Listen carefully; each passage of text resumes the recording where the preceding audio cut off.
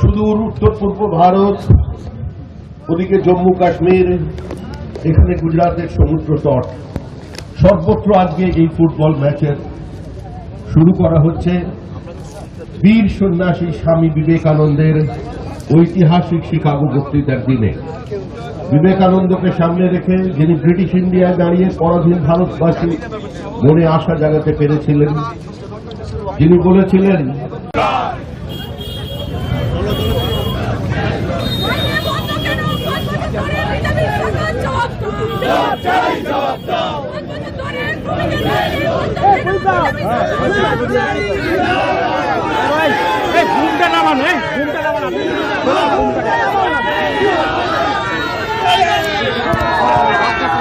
হাত নামা